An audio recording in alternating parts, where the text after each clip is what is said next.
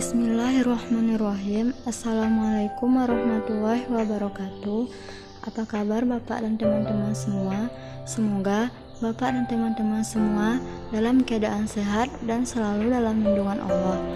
Baiklah, kami dari kelompok 1 dalam mata kuliah audit 2 yang beranggotakan yang pertama saya sendiri Latifah Hanum dengan NIM 1816040010, yang kedua Ulfia Ramdhani dengan NIM 1816040027, yang ketiga Siti Fatimah dengan NIM 1816040036, yang keempat Sri Moyani Lubis dengan NIM 1816040037 akan membahas tentang awal pemeriksaan.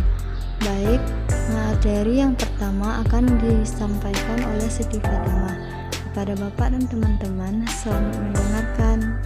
Merupakan suatu pemeriksaan yang dilakukan oleh pihak independen secara sistematis dan kritis terhadap laporan keuangan, pencatatan, pembukuan, dan bukti-bukti pendukung lainnya dengan tujuan agar auditor dapat memberikan opini atas kewajaran laporan keuangan tersebut. Menurut Jusuf 2014, audit merupakan proses pengumpulan dan pengevaluasian hukum berupa informasi yang dapat diukur yang berhubungan dengan entitas ekonomi untuk menentukan tingkat kepatuhan atas asersi dengan standar yang ditetapkan serta melaporkan hasil kepada pihak yang berkepentingan.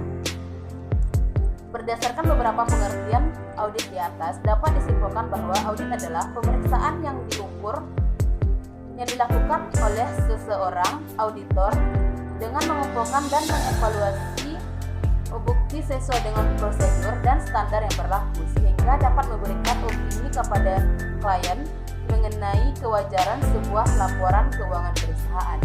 Selanjutnya, jenis-jenis audit. Menurut Arens 2015 terdapat 3 jenis audit. Yang pertama, audit operasional. Audit operasional digunakan untuk mengevaluasi efisiensi dan efektivitas setiap bagian dari prosedur dan metode operasional organisasi.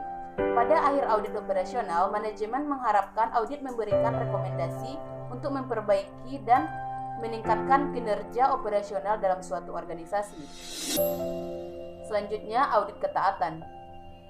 Audit ketaatan bertujuan untuk menentukan apakah pihak yang diaudit mengikuti prosedur, aturan, atau ketentuan-ketentuan yang ditetapkan oleh otoritas yang lebih tinggi, seperti pemerintah. Hasil dari audit ini akan dilaporkan kepada pihak manajemen, bukan kepada pihak luar. Maka, karena pihak manajemen merupakan pihak yang berkait langsung dengan tingkat ketaatan terhadap prosedur dan peraturan yang telah ditentukan. Selanjutnya, audit laporan keuangan. Audit laporan keuangan dilakukan dengan tujuan untuk memastikan bahwa laporan keuangan telah disajikan secara wajar dan sesuai dengan standar akuntansi yang berlaku. Sedangkan menurut Agus 2015 jenis. Yang pertama, pemeriksaan umum. Pemeriksaan umum adalah pemeriksaan laporan keuangan secara keseluruhan yang bertujuan untuk memberikan pendapat mengenai kewajaran laporan tersebut. Yang kedua, pemeriksaan khusus. Tujuan audit. Menurut Arnes, terdapat 6 tujuan audit umum yang berkaitan dengan transaksi dan 8 tujuan audit yang berkaitan dengan saldo. Terdapat perbedaan antara keduanya, akan tetapi kedua tujuan tersebut berkaitan erat. Perbedaan terdapat pada sasaran dari penerapannya. Tujuan audit yang terkait dengan transaksi diterapkan kepada kelas-kelas transaksi, seperti transaksi penjualan atau transaksi pengeluaran kas. Sedangkan tujuan audit yang terkait dengan saldo diterapkan terhadap saldo akun-akun. Tujuan audit yang berkaitan dengan saldo biasanya diterapkan pada saldo akhir dalam akun-akun laporan posisi keuangan, sehingga auditor tidak hanya memverifikasi saldo akun itu sendiri, tapi juga mengumpulkan bukti pendukung lainnya yang terkait rincian akun tersebut. Ada 8 tujuan audit umum yang berkaitan dengan saldo. Yang pertama, keterjadian. yang bertujuan untuk memeriksa apakah transaksi yang dicatat benar-benar terjadi. Yang kedua, kelengkapan yang bertujuan untuk memeriksa apakah semua transaksi yang seharusnya. Lalu yang ketiga, keakuratan yang bertujuan untuk memastikan bahwa semua data dan informasi yang berkaitan dengan transaksi telah tercatat sesuai dengan nilai yang sebenarnya.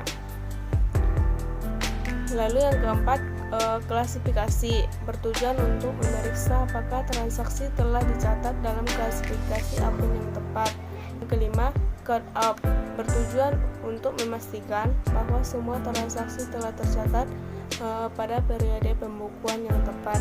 Yang keenam, hubungan yang rinci bertujuan untuk memastikan bahwa total saldo akan sesuai dengan pencatatan rincian saldo akun dan dalam buku besar.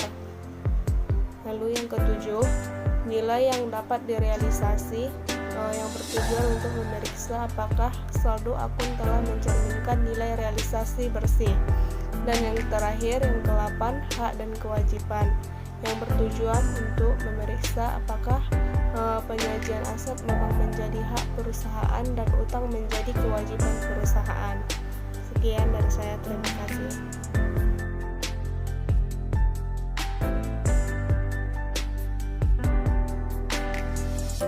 Baiklah, saya akan melanjutkan presentasi dari Sri Mulyani Lubis, yaitu materi yang selanjutnya tentang proses audit. Menurut Arens, pada tahun 2015 terdapat 4 tahap dalam proses audit secara umum yang bertujuan untuk memberikan keyakinan bahwa laporan keuangan perusahaan telah disajikan secara wajar sesuai dengan standar akuntansi. Adapun 4 tahap tersebut yaitu yang pertama, menyiapkan dan merancang pendekatan audit. Tahap pertama yang dilakukan oleh auditor sebelum proses audit adalah melakukan perencanaan audit agar proses audit di lapangan dapat berjalan dengan efisien. Dalam tahap ini juga terdapat beberapa tahap, yaitu ada 8 tahap. Yaitu tahap yang pertama yaitu penerimaan klien dan melakukan perencanaan awal. Pada tahap ini, auditor harus menentukan apakah akan menerima klien baru atau melanjutkan klien yang sudah ada, bertujuan untuk menghindari biaya yang cukup besar. Adapun tahap yang kedua yaitu mengetahui bisnis dan usaha klien. Tahap ini, auditor harus memahami aktivitas bisnis klien yang mencakup lingkungan internal dan lingkungan eksternal perusahaan.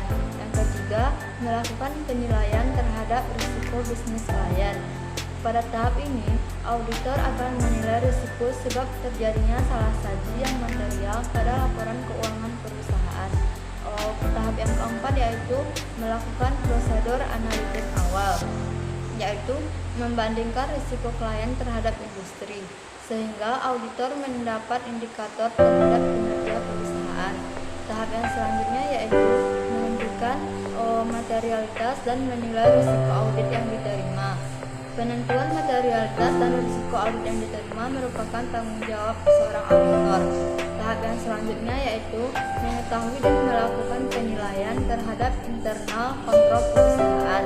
Auditor akan memahami dan menilai kontrol yang dimiliki perusahaan, sehingga auditor memperoleh keyakinan bahwa internal kontrol perusahaan sudah besar dan sudah dapat diandalkan. Adapun tahap selanjutnya yaitu mengumpulkan informasi untuk menilai risiko kecurangan. Auditor akan melakukan wawancara dan pengamatan dengan klien untuk mendapatkan informasi dan menilai risiko yang mungkin terjadi kecurangan atau salah saji baik yang berbeda atau tidak. Tahap yang selanjutnya yaitu melaksanakan strategi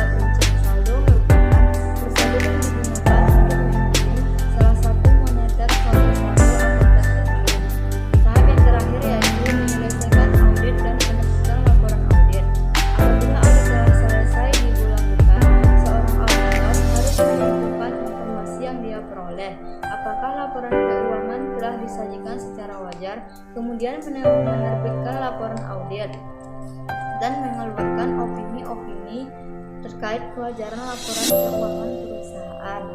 Sekian, terima kasih. Warahmatullahi wabarakatuh. Nama saya Ufia Ramdhani, 51816040027. Akan membacakan poin E dan poin F. Yang pertama, poin E yaitu bukti audit. Yang pertama, pemeriksaan fisik. Yang kedua, konfirmasi. Yang ketiga, inspeksi. Yang keempat, pelaksanaan ulang. Yang kelima, rekalkulasi. Yang keenam, observasi. Yang ketujuh, prosedur analisis. Yang kedelapan, wawancara dengan klien. Selanjutnya, poin F yaitu standar audit. Yang pertama, standar umum. Yang kedua, standar pekerjaan lapangan. Yang ketiga, standar pelaporan.